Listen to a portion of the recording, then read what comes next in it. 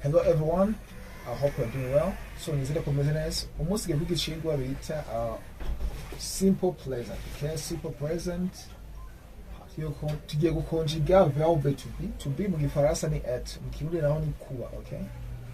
So simple present anomwe tugiye dukore ku munsi, okay? So to be simple present hindi gukurikira muri affirmative imerero kwemera ni I am, you are, she is, he is, it is, we are, you are, they are. Okay? Hama tugiye muri negative naho dusoma I am not, we are not. Oh shit.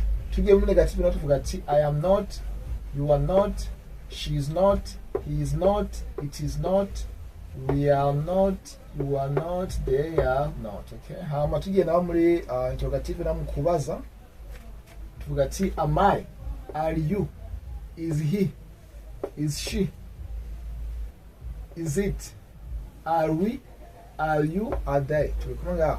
Okay. So nk'ubu nkene uvuga akarorero uvuze ati jewe nk'akarorero je ndi umuhungu ushavuga ati I am a boy. Okay, ndi umuhungu. I am a boy. Okay? Umva ahandemeye ko ndi umuhungu. Okay? Mugabo jewe sindi umukobwa ushavuga ati I'm not a girl. I am not a girl. Kurako je ndi umuhungu. I am not a girl. Okay? Hama rero kile kumbaza ikibazo uvuga ati are you a boy? Uvuga ati are you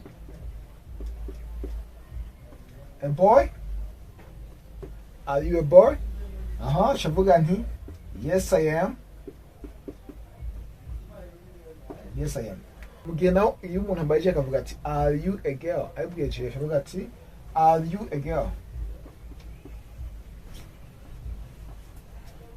Are you a girl? Chinisho ati no, I'm not.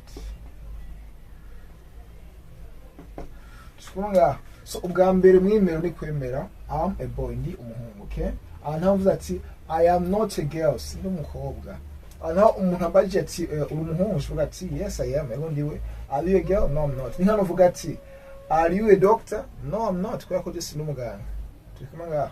So kenshi to be dushaka kuyikoresha mu kugirana mu dushaka kuyikoresha hamwe na no. Okay? Mukwewe nga boy. Chaka koresha adjective. Muvuze ati I am happy. I am happy. Isubanati ndanezero. So I happy ni adjective. Tulikumanga I am happy. So to be what I am a boy ikakurikana n'izina I am a boy change adjective I am happy. I'm angry ndashavuye. I'm angry. Angry. Okay? I am angry. So ndashavuye. Muganze vuga ati sinshavuye, shavuga ati I am not angry. I am not angry. Nje shavuga nga I am not angry. I am not angry. Tukimenga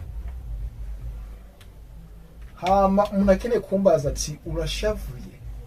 Ati are you angry? Ashibanga ati are you?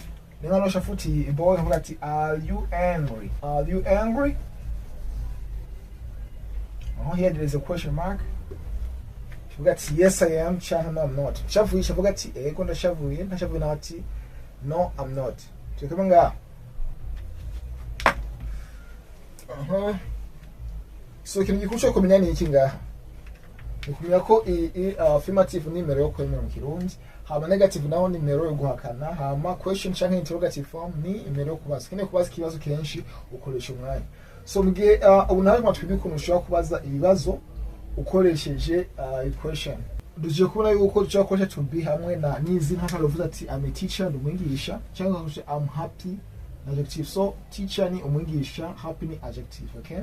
Ahande ati ni umwigisha ndanezerewe. Hene kubihakana avuga ati sindi umwigisha avuga ati I am not a teacher. Wakaje not negaso. This particular not then I am not a teacher sinumwigisha. I am not happy sinezerewe. Okay, shavuga ati Alex ngati Alex is happy. Alex is happy. Alex aranezerewe. Nga Alex is happy. Alex aranezerewe. Wati Alex ngash wati Alex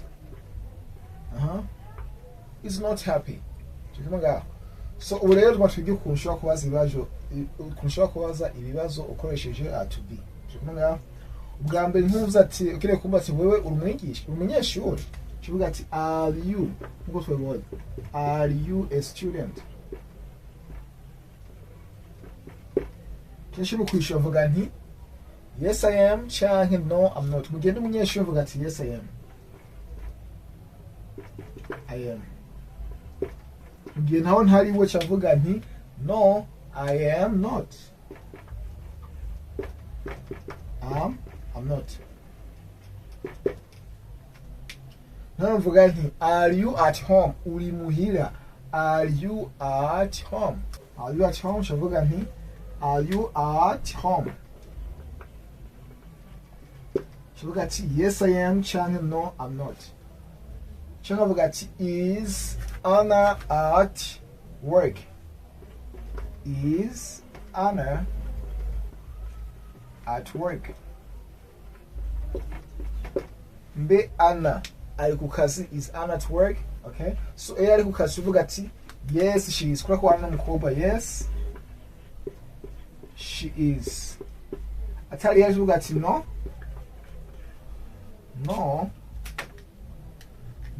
she isn't. Tukumanga. Okay, no she isn't. So are you at home? Yes I am. Are you at school? No I'm not. Okay, so ikandi kesho sho kubaza ukoresha to be mu kubaza aho umuntu ari ryo nyene ari ku kazi. Yes she is. Okay, canke no she isn't. Tukumanga. So ukuniko ushobora gukoresha to be mu buzima busanzwe mu kubaza ikibazo.